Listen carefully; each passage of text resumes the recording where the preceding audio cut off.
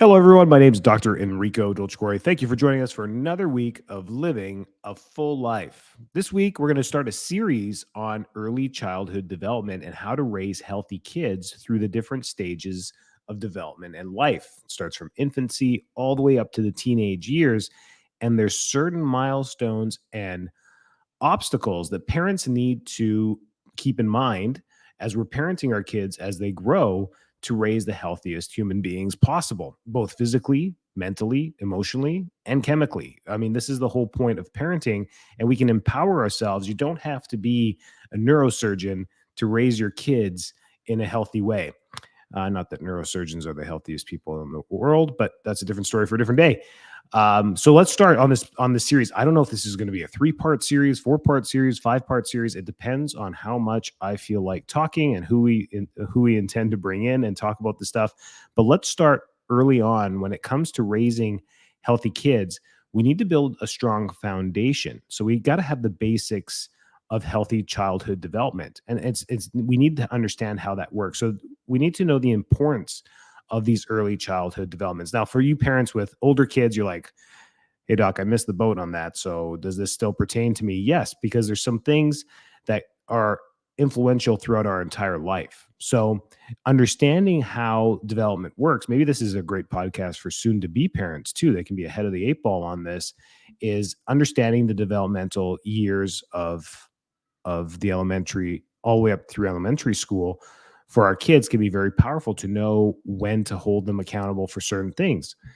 So infancy to birth to 2 years is all about physical development. This is the foundation to the brain development. We have rapid growth in height and weight and motor skills. You see this from babies focusing their eyes all the way to grabbing onto things and then starting to crawl. It happens very fast. Those weeks and months go by really fast. We get gross motor skills, basic reflexes, and they just start to figure out how their body works. So the physical development portion has to be facilitated in a healthy way. And unfortunately, life gets in the way. We have things to do, work to do. We have to send our kids to daycare, some of us have to keep them busy. Some of us work from home. And there's different things that we can get into trouble in early on. And as a chiropractor and functional neurology and pediatrician and all these things that we work on in our office, there's certain things we want to look at when raising healthy kids. And a lot of things can get in the way too. We don't want to restrict or hamper development in any way. That's rule number one. We don't want to be putting braces or weird clothing on our kids or putting them in devices that can hamper or slow down development. So, what are some examples of this? I mean, walking barefoot and crawling around the house is probably the best way to develop functionally and motor skill wise. Kids making contact with the ground, making contact with different surfaces, both with their hands, with their feet, rolling. Getting a little dirty is not a bad thing either. So when it comes to fine motor skills, it's about movement. So putting them in devices, the jolly jumpers, the bumbos, these are horrible, horrible devices. Whoever invented them had no neurological background, had no developmental training, had no understanding of human development in any way, shape, or form. It was a gizmo designed to just sell. It's a gimmick. It does absolutely nothing for our children. Holding them upright just so you can feed them in a bumbo is a very, very silly move to make, because if they can't hold themselves upright, bracing them in the upright position will only slow down or create a deficit in that motor skill. They will catch up once they get too big for the bumbo. They're going to have to figure it out. But these are little things that we don't want to put our kids in early on. Free, wild, and free. Go back and watch The Jungle Book, see what Mowgli did. That's what you want your children to do, except don't play with snakes and stuff like that. That's the really important part of development for children. So cognitive development is the rapid brain growth during this phase of infancy to 2 years. So the sensory perception is really high. So at this point, getting their hands dirty is a great thing. And whether you like it or not, they're going to grab onto things. That's all they're doing during this phase, is grabbing things and putting them in their mouth. The mouth part is something different. The mouth part is just introducing bacteria to their gut. They're trying to fix their leaky gut. That we're all born with it, and as we develop, we close the leaky gut. But that's the important part about putting things in our mouth, is it's just part of the game. So keeping things relatively clean is important, but it's going to be impossible to keep everything clean, and it's going to be impossible to keep everything out of their mouth. But cognitive development happens with the rapid basic problem solving skills that they get into, like not being able to open up the little toy box, not being able to fit the triangle into the circle hole, right? These little things are really important for their cognitive development. So getting them to problem solve with picture cards, with toys, with wooden blocks, with all these things is really important during that cognitive phase. And this is still all before the age of 2.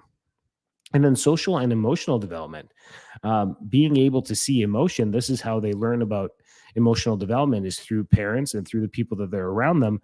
So them having emotional intelligence and being able to show happy, sad, anger, frustration, and these emotions is really important. Now, not to pick on anybody whatsoever when we get into cosmetics and cosmetic surgery.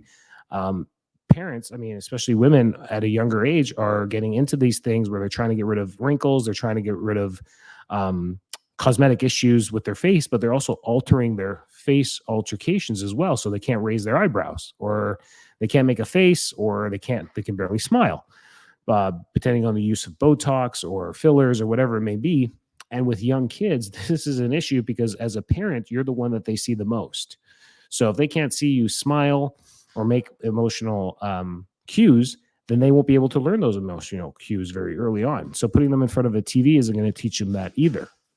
So that's important stuff to think about as well, is maybe delay these procedures or strategically have those procedures done at certain times during development. Knowledge is power. Knowing these little things only helps us be stronger parents. That's really what that point was all about.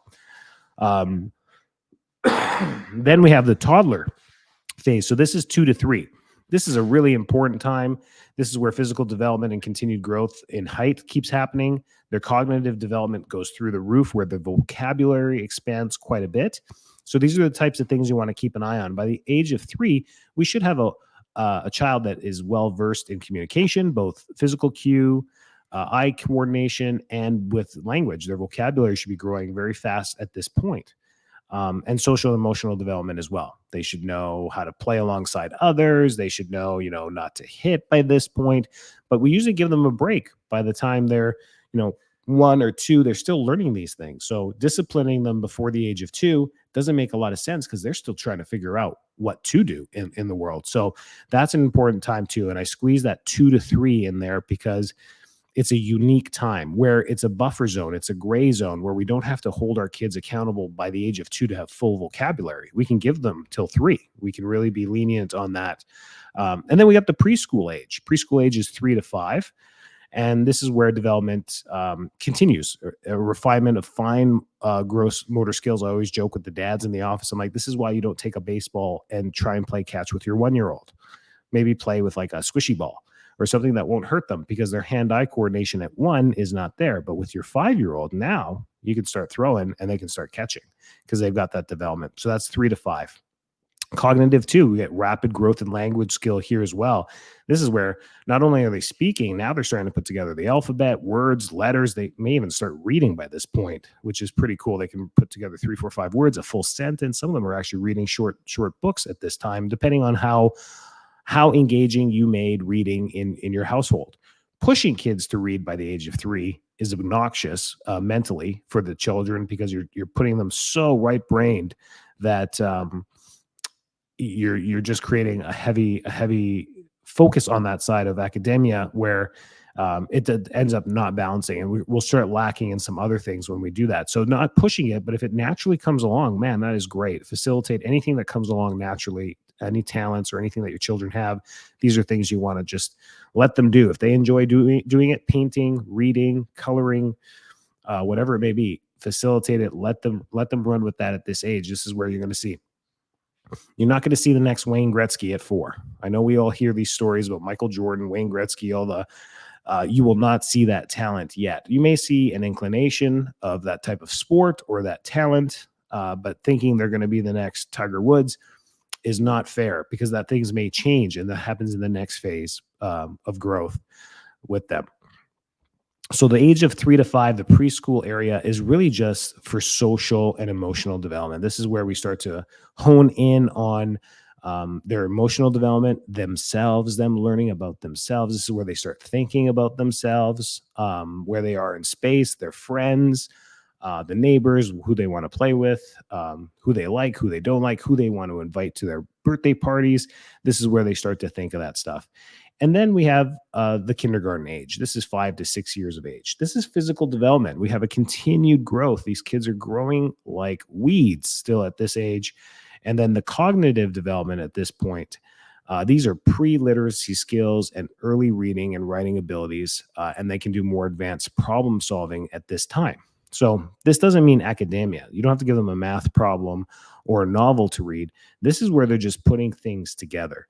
So the human brain develops cognitively and academically from birth all the way to the age of 8. So we have this buffer zone to 8. So this is where we're really gentle with parents in kids with kindergarten, first grade, and even second grade that may have 5, 6, 7 year olds, and then developing where they are as far as other children really doesn't matter because the brain academically starts to thrive at the age of 8 to 9 years old. So all this stuff we do before that academically isn't really a bonus. There's actually some literature out of Europe that shows that the harder we push pre 8 years old, the more difficulty in school to have later on. This could come later into middle school and high school where they have difficulty with comprehension in both math and English. So there's research showing that too, that pushing kids at a younger age may cause difficulty later. Pushing kids in physical talent, music at a very young age, lighting up the left side of the brain can really lag them on the right side of the brain later. So as they become adolescents, they have a tough time with social skills, social settings, going out in public, communication skills, but they're highly functional with music and creativity because of the facilitation of the brain at that early age.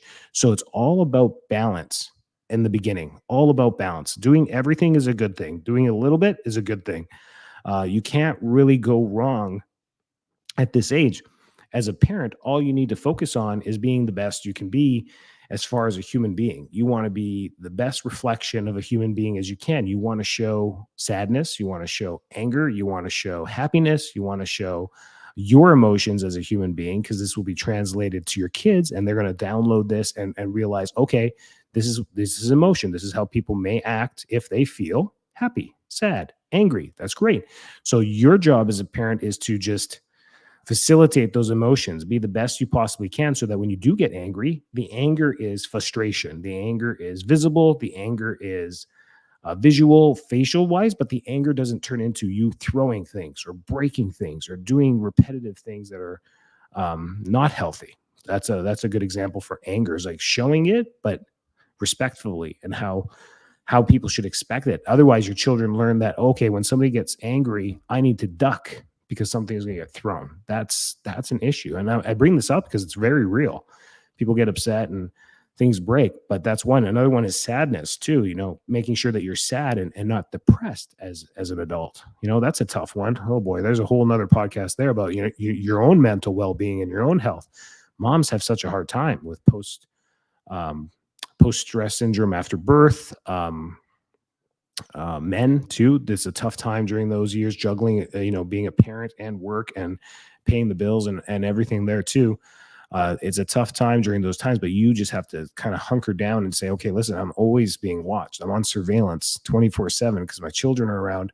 And just trying to be the best you possibly can and that's it. And that's period, full stop. Be the best you possibly can, not perfect. You just got to be the best. And that will develop healthier recognition patterns in your children at the younger ages.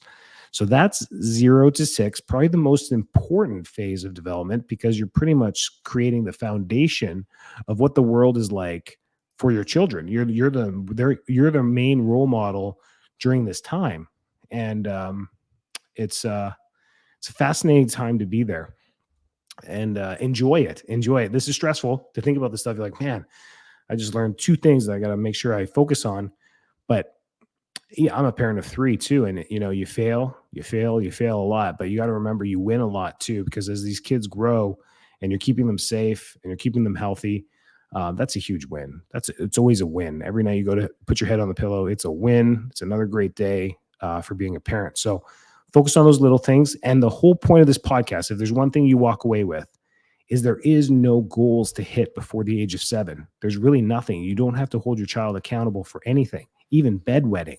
We help a lot of kids in chiropractic with bedwetting. That's just one great example. They'll come in with a 5-year-old or 6-year-old and be like, they're still wetting the bed. The first thing I tell them is like, hey, up until 8, this can be normal. 8 is just kind of a magic number because in neurology and development that we know that this is perfectly normal. Don't stress about it. And that you can just see the mood go down. Everyone's just like, oh, okay, great. I thought they should be out of the diapers by now. I'm like, well, they are. During the day, they got full control, right? And they're like, yeah. So at night, they're just a deep sleeper and they have this connection, this disconnection that happens when they swing into parasympathetic nervous system at nighttime.